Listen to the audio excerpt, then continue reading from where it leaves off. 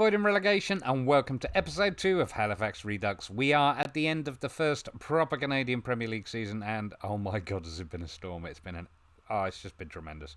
I mean, as you know, we did had an absolutely fantastic Island Games, which we won. We obviously won the Canadian Championship, and we managed to get promotion into the Champions League. Qualification, sorry. But of course, we didn't do fantastically in that, as you know.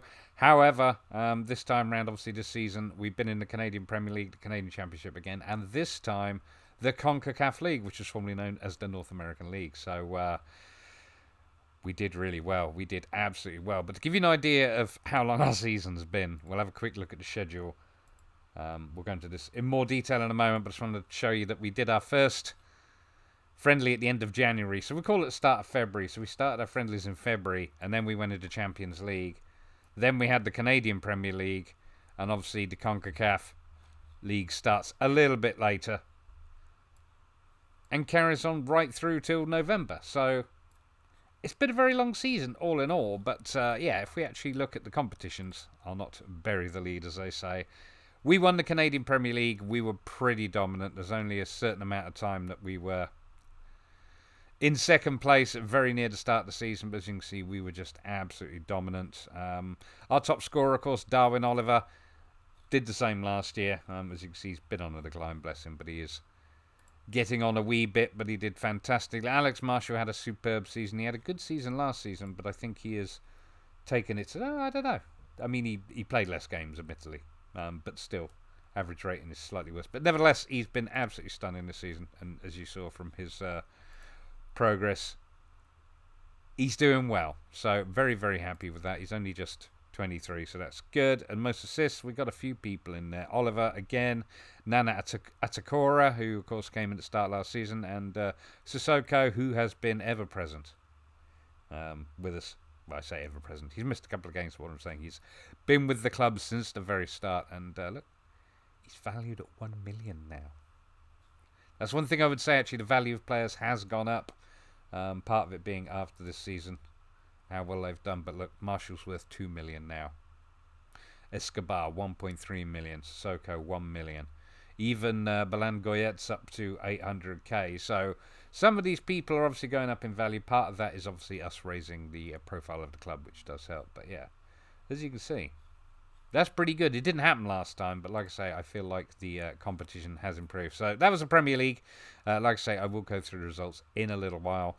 Champions League, we're about to start. You obviously know that we got knocked out last time, I think after 2 games. In the second leg, as it were. We're actually hoping to do a little bit better this season, but again, in terms of our quality, I don't think we're quite up there yet, so we'll see how that goes. CONCACAF League, we won it. Again, I'll go through the results there. But our top goal scorer, surprise, surprise, again, was Darwin Oliver.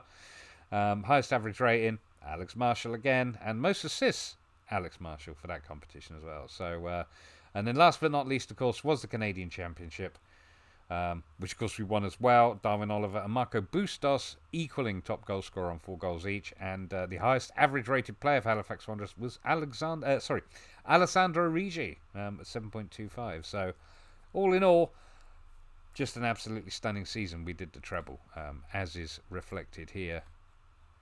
I will go into the results as I say, but we did actually, the CONCACAF League final was a 2-legged affair, and we did lose the first leg, but as it says, we celebrate a famous treble.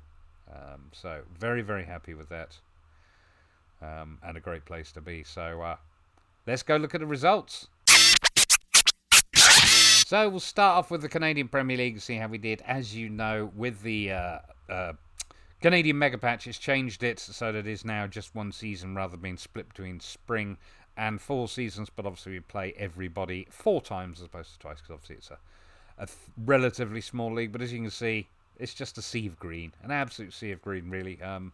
Obviously 1 or 2 falls there, but first game of the season was away at York 9 FC, who are now called York United in real life. And we beat them 3-0, which included an own goal from them, but goals from Sissoko and Cordova. Second game, at home to Edmonton, beat them 2-0. Oliver scoring, Atakora as well. Valor FC away, that was our first drop points and loss of the season, which was against Valor FC. Akeem Garcia getting 1 for us, but obviously Vala getting all 3 points on the day. We bounced back with a 3-0 win at home over Forge FC, with Oliver getting 2 and Sissoko getting 1. And then Atletico Ottawa away, we smashed them 5-0. Marshall with 2, Ochoa with 1, and Bustos with 2. That took us into May. First game away against Pacific, we won. Just 1 goal. Ivan Ochoa getting the 1 goal. Then we hosted Cavalry at home and beat them 1-0. It was a bit of a tight game, but Jason Joyce, unfortunately, scored an own goal. It was more of a sort of rebound of the ball hitting in and then going in, but that's the way it goes. York 9 after that again at home, this time beaten 1-0. Jer Cordova getting the goal. Vala at home, we managed to get our own back after that 2-1 defeat and beat them 2-1 with Garcia and Oliver getting on the score sheet. Last game for May was away at FC Edmonton, and we drew 1-1 with Oliver. Once again, our top scorer for the season getting on the score sheet. After that, we move into June, and we're away at Forge FC. Drew with them 1-1, dropped points again. But then hosted Pacific FC and smashed them 3-0, with Cordova getting 2 and Marshall getting 1. After that, it was away at Cavalry for a 2-1 win over them, with Oliver getting both goals. And then back to Atletico Ottawa, who we smashed again, this time 4-0. 1 from Belangoyet, 1 from Garcia, 1 from Oliver, and 1 from Regi. So 4 different players getting on the score sheet there. July, first game, York 9, drew them 1-1. FC Edmonton at home, smashed them 5-2. Marshall, Oliver getting a hat-trick, and Jer Cordova. And then away at Vala, we lost again. 2-1. Didic this time getting on the score sheet, albeit from a corner kick. After that, last game of July was against Forge FC, and we won that 3-0 fairly convincingly, with Oliver, Marshall, and Aguirre getting on the score sheet. Aguirre being a central defender and scoring again from a free kick, I believe. So, moving into August, Pacific away first, beaten 3-1. Bear, Oliver, and Marshall scoring. Then moving on, we went away to Atletico Ottawa and smashed them 3-2. I say smashed them. A lot closer than it had been in previous games. Oliver, Palmer, and Garcia getting on the score sheet. York 9 again after that, beat them 2-1. FC Edmonton away, beat them 1-0. September comes along, we're up against Cavalry at home, beat them 2-0. Then we lost again against Vala. Vala just taking points off us all season. Managed to get 1 on, which was Darwin Oliver, but like I say, it was a 3-1 loss. Forge FC drew with them away 3-3, which was quite an exciting match, but obviously you don't want to concede 3 goals when you can only score 3. But Alex Marshall got 2, and Darwin Oliver got another 1. Atletico Ottawa smashed them again, 4-0. Bustos, Garcia with 2, and Sissoko with another 1. And last game of September was at home to Pacific, and we drew 1-1, which moved us into the final game of the actual season, which was against Cavalry, which we won 1-0 away, and then the championship, which was against second place Pacific, we won 1-0. So that was it. That was the final game, and that was what won us the Canadian Champions League, so Canadian Premier League Championship even. So there you go. That was that. So if we now have a look at how the Canadian Championship did, as you can see, a lot less legs there. Starts out sort of the latter half of the season, but start off with against Forge. We beat them over 2 legs comfortably, 2-1 away and 4-1 at home. Aguirre, Marshall scoring away and at home. Bustos getting a hat-trick, with Oliver getting 1 as well. In July, we faced off against FC Edmonton. Smashed them again over 2 legs, 6-1 in total, but we got 3 goals at home and 3 goals away, and did fantastic job. In August, that's when it got a bit harder. We faced off against Toronto. Toronto, obviously quite a big MLS team. We lost away 1-0, which was understandable, but we managed to turn it around in the home leg, which unfortunately was not the televised game, you'll note, which is quite funny. The game we lost, everybody got to watch on TV, but the game we won, nobody saw it. So, but anyway, beaten 3-1. Bustos and Darwin Oliver getting 2, so that was cracking. And then September was the final, which was against Montreal Impact, and once again, the first leg was televised, but not the second leg, which we won. So we drew in the first leg 0-0, which was actually at home, interestingly enough, and obviously went away to Montreal Impact and managed to win 1-0 with Escobar scoring on the 62nd minute. So quite tight, but that is how we qualified for the Champions League. And finally, let us have a look at the CONCACAF League, formerly known as the North American League. First round was against Aguila, as I believe happened in the last save as well. Smashed them over 2 legs, 4-1 in total.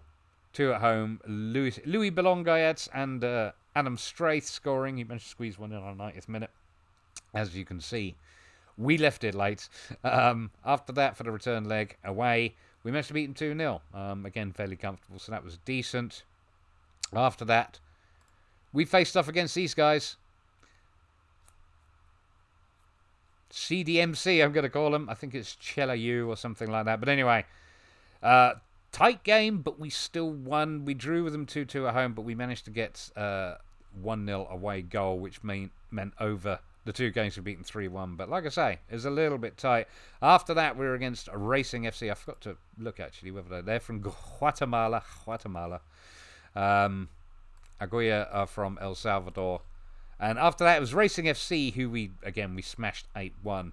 But most of that was the 7-0 home game, thrashing of them, with Darwin Oliver getting 2, Marshall getting a hat-trick, Bear getting 1, and one of their players also managing an own goal in the 92nd minute. So unlucky for him, I guess. And then the away game, we drew 1-1 with Theo Bear getting on the score sheet. But Racing FC from Haiti, only 1.5 stars, but they are a professional squad. And even have real players, because I loaded them. So, that was a decent result. We then faced off against Saprissa. Now, Saprissa from Costa Rica in the Primera Division. Obviously, they have a similar reputation to us, a national reputation. And we did all right. We won at home 2-1. It was good to have the home leg first. But we managed to win away 3-1. Theo Bear getting 2 and Oliver getting 1, with obviously Aguirre and Straith scoring in the first leg. So, what should have been a tighter match was actually pretty much dominant for us, so that was fantastic, which took us into the final, which was against Olympia, who are from Honduras. CD Olympia, in fact. And the first leg, we lost 1-0 away from home, so not the best start, but at home, they came to visit us, and we managed to beat them 2-0, which actually won us, because that was the final of their CONCACAF League. And that's the first time, obviously, winning it. We were not in it in the first season. But we qualified for it by winning the Island Games. Couldn't believe I forgot that. We qualified by winning the Island Games. Obviously, we are now in the Champions League, as well as this, I believe. Because Champions League is early in the season. Comes up in January. And obviously this starts the latter half of the season. In fact, finishes a good couple of weeks, I would say. Sorry, more like 3 or 4 weeks after the normal Canadian Premier League season. So, but yeah, that is our treble, basically. Next, let's go and have a look at the player stats. Okay, let's have a look at the Halifax Wanderers end of season review for the 2020 season. Let's have a look at the new arrivals. Obviously, Aguirre you knew about. Most of these you would have already known about. Sean Hundle, we managed to sign him, but I had to agree to loan him back to Valor for the rest of the season in order to not have to pay a stupid amount of money for him. Because I bought him because he's an absolutely tremendous goal scorer. As you can see, he scored 19 and 24 for them. And obviously, Oliver is getting a little bit older now, so may not be knocking him in. So Sean Hundle is coming to replace him, as I say. Escobar, you know about. He was the left back that came in. As you can see, not a lot in terms of technical skills, but boy oh boy, is he a quick young man. So he's done quite well for us. But he replaced, of course, I forgot his bloody name now.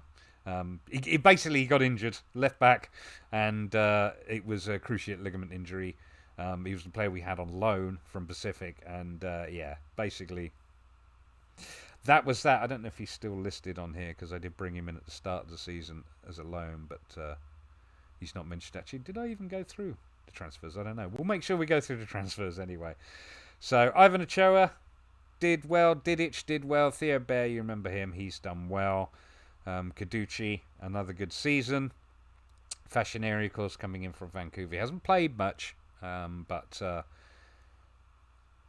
I have hope for him. He has to develop. He's only 19 years old, remember. But Juan Palma from Titan, we actually paid money from him, but he was obviously just a backup player. Like I say, I'm pretty sure I already talked about him. 6.74 average rating, so he didn't do great. He didn't play many games, to be fair, and he was a backup player, but still, he did his best. So, moving on to the season's results, we already know about that. Canadian Premier League champions with Valor finishing second. But like I say, we didn't face Valor in the final for whatever reason. But yeah, so overall, board we're very happy with the B- review, and as you can see, we've already been through the results, but they were pretty solid. So Champions League, same sort of situation. Yeah, lost against CD Leon, who are of course top Mexican side. You knew about that anyway because we did cover that at the end of the last episode, which is where we obviously covered the transfers as well. I will go down and cover the ones that have happened since then because there have been, like I say, a couple. So after that, the CONCACAF League. We've already been through that, but as you can see, that is how we did. Sea of Green, apart from the first leg of the final against CD Olympia. So, we did alright, but look at that, A-. Very, very happy. Average at home attendance, 6,000, which is 96% full. Coming up, we will be building a new stadium, of course, but that has not started yet. Canadian Championship.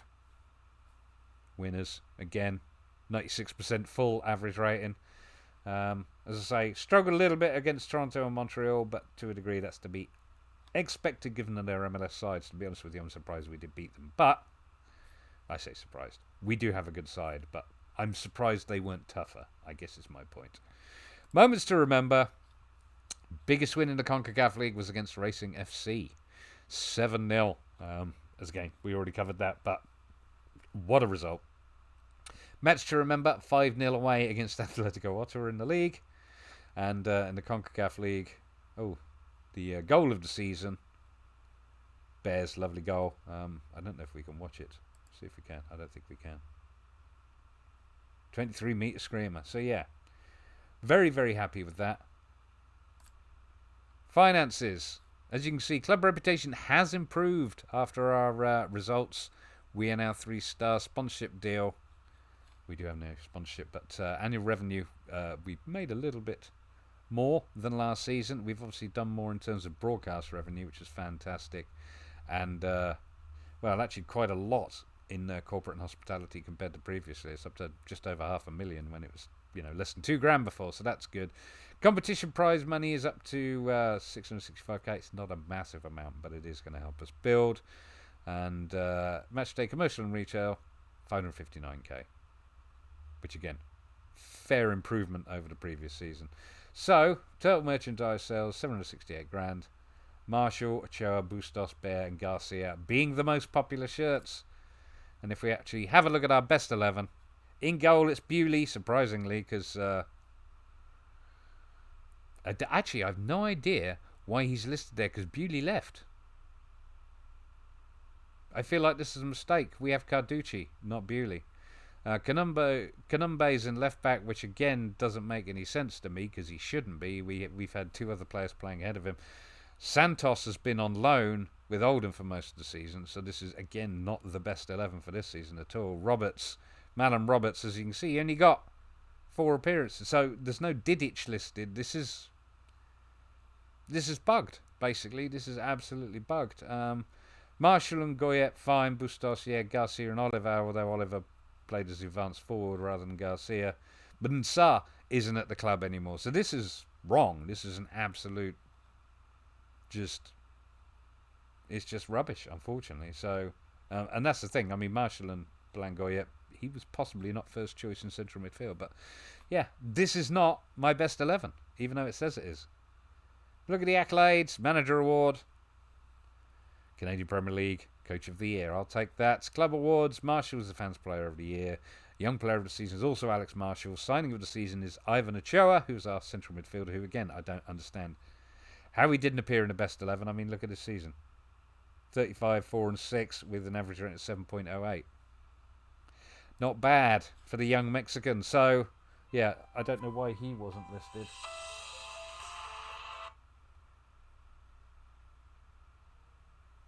So yeah, I don't know why he wasn't listed. Apologise for that interruption. But there you go. Theo Bear, goal of the season. Darwin Oliver, 34 goals.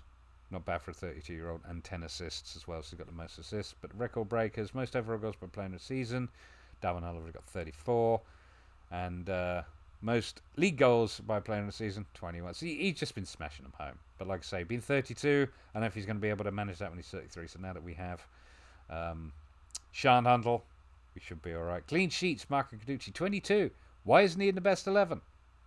Very frustrating. Never go. Marcel de Jong, he's the name I couldn't remember. Achilles tendon, not cruciate, my bad. But basically, he'd done well for us. He'd had a good run. 15 games, 5 assists. That's in the league. Overall, 26. As you can see, his average rating was brilliant. But got that injury. And that, unfortunately, was that. That's why we brought in the other left back. So like I say, he went back to Pacific. I mean, he was on loan mostly because of his free kick and corners. But he did a cracking job. So... as a left back, so sad that he had to leave, and sad that he's still injured. I don't know. He's obviously getting close to retirement as well, so I don't know how many years he's got left in the game. We'll see if he's still about. Sissoko, worst discipline, 4 yellow cards, but no red cards. Nobody had red cards, as far as I know. Akeem Garcia, most league appearances, he managed 58, and most league goals by a player is Oliver with 33. I think we already did that. Oldest player is Juan Palmer at 35.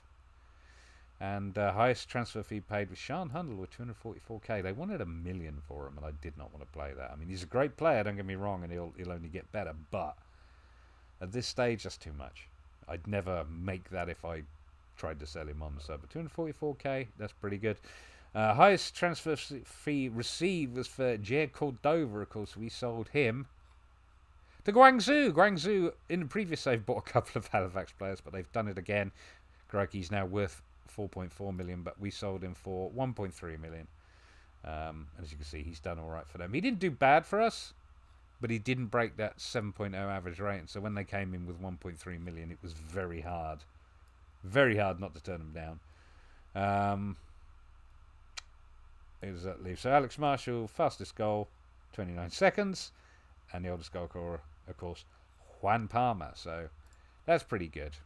So history in the making, your hard work and effort paid off on the pitch, and such a feat didn't go unrewarded at the end of at our end of season award ceremony. Canadian Premier League, Canadian Championship, Halifax Wanderers FC. I noticed they're not mentioned in the CONCACAF League though.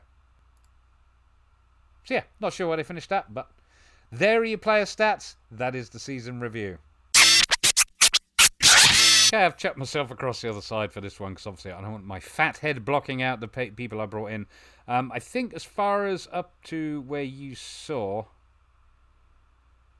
would probably Philip Aguirre. I think you saw. We signed him in March. I might be wrong about that. You might not have seen him yet, but anyway, we'll start with him. Nana Atakora, you knew about. Didic, you knew about. Ochoa, so on and so forth. But yes, Felipe Aguirre came in as a centre half. He's Colombian.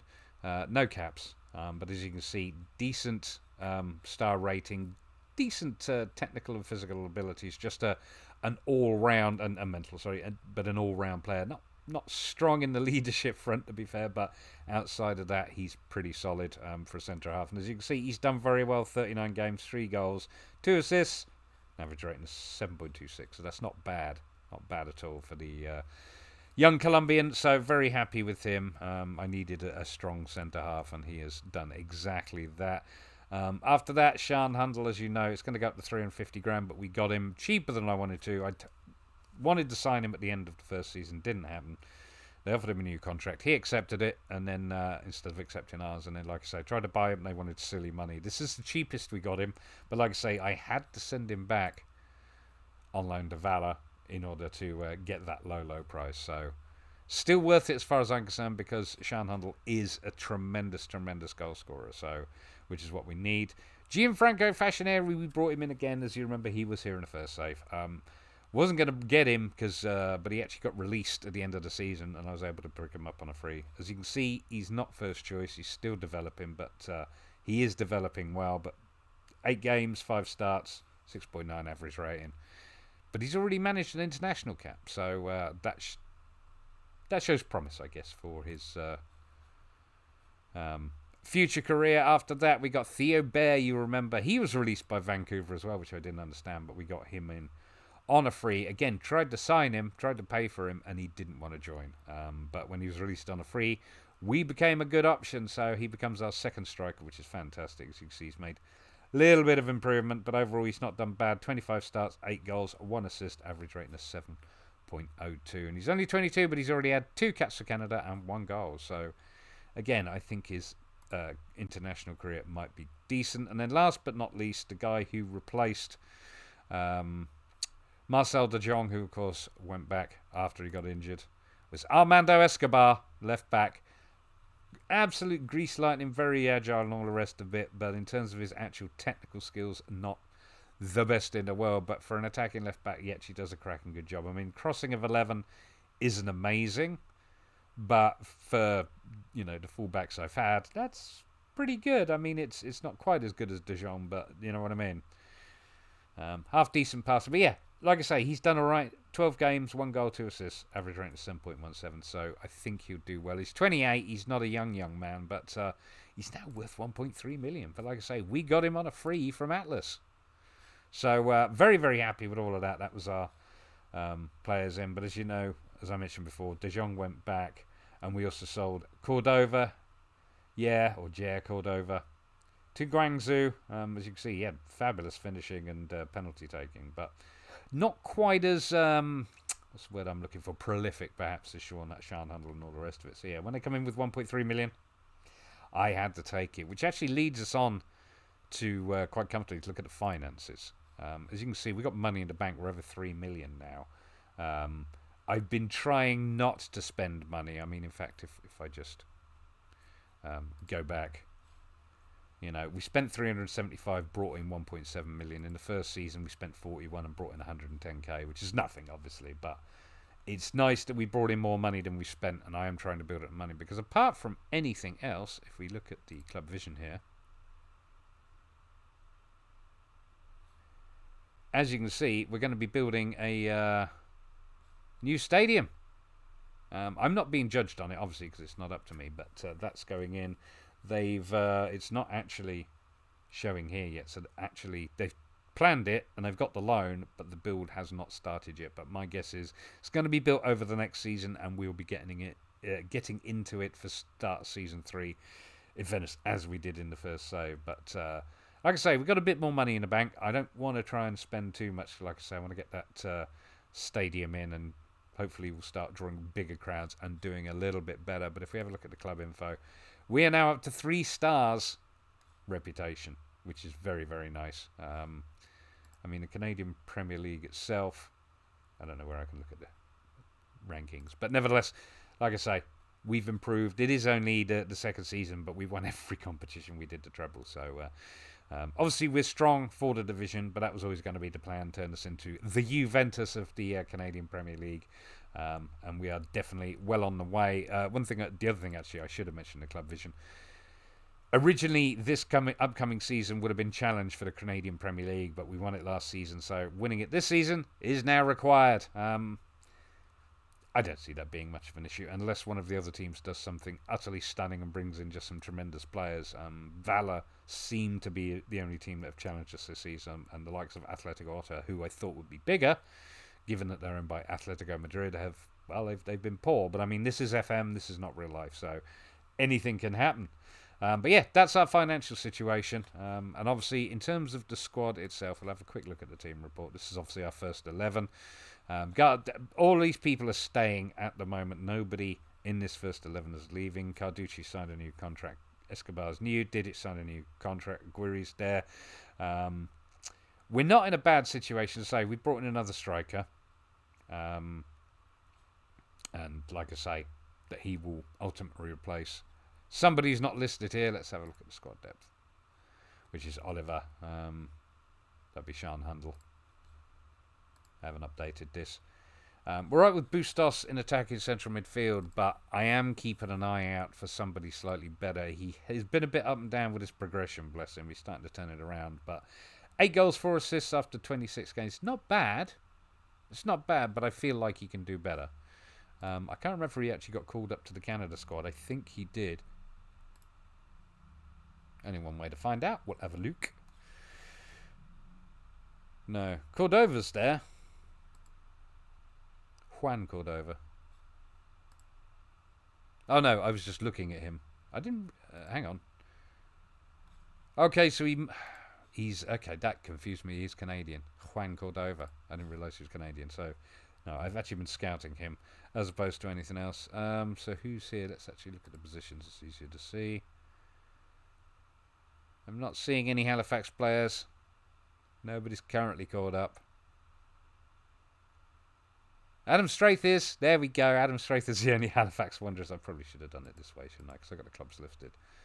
The only Halifax Wanderers, Adam Straith, who he's 31 now, but you know what? He's done all right for us. He's done absolutely fantastic. Don't know how many seasons he's got left. Again, not massively skilled, but as far as right backs go, which he's mostly played, he's done pretty well. Look at that. 36 starts, 2 goals, 4 assists, 7.22 average rate. So good job for Adam Straith. So yeah, maybe looking for another AMC. Although Marshall plays quite nicely in there too. I feel pretty strong in central midfield now. Between Riggy, Ochoa, Belanda, Marshall, pretty solid. Defensive midfield is a slight issue though. Sissoko has been doing very well. He had an excellent season. His backup, of course, is Juan Palmer, and Juan Palmer is not staying till the end of the season. Oh, yes, he is. He's here until... he's got another season with us. Okay. Unless he retires, of course. So, yeah, Palmer's still here, but I, again, feel like I could do slightly better in that role. But, like, central midfield is good. Up front is good. Ignore those stars. These guys can play well and score goals. And defensively, we're pretty good. I obviously didn't update all of this. We've still got Luke Green. He is developing. Haven't been able to get him out on loan, so I'm going to try and play him in the upcoming season a little bit more. He's only 18 years old. But like I say, couldn't get anybody to loan him in, unfortunately. But that feels well. Fashioneri's there. He's a development player. Jeffrard, I'm not sure if he's leaving or not. Yeah, he'll be leaving at the end of the season, I think. He didn't get many games. Bit of a squad player, and it's obviously kept him out of the Haiti squad, which he's not very happy about. But left back, we're right. Kanumbe will stay. He's a development player. And Escobar, you've already seen. Straith, you know about. He's getting on. But Atakora is superb behind him. And also Atakora can play in the middle. Jake Ruby, however, will be leaving. He's clearly not going to, you know, be good enough, I guess, for the first team. He's not made any improvements, no matter how much I've yelled at him or encouraged him. So we're going to let him go, I think. So maybe a right back. But I don't think so. Atakora is a decent backup, and obviously in goal we've still got the Ox, and of course Mr. Carducci, who had a pretty decent season, but of course didn't get listed in our team of the year. Like I say, just some weird bug, I would suggest. So in terms of transfer targets, realistically I'm looking at a defensive midfielder and a central attacking midfielder possibly as well. So that's basically it. But obviously upcoming in terms of our new season 3 that we're starting, first thing will be the Champions League, and then obviously Canadian Premier League, Canadian Championship, and North American League / CONCACAF League, as it is now called. Hoping to win the treble again, at the very least the Championship and the Canadian Premier League. But, you know, really key this season is to try and do a little bit better in the Champions League itself. So we will see how that goes. But in the meantime, I've been avoiding relegation. This has been Halifax Redux. Thank you very much for watching, and please don't forget to give me a thumbs up and subscribe if you haven't already, and I will see you on the next episode.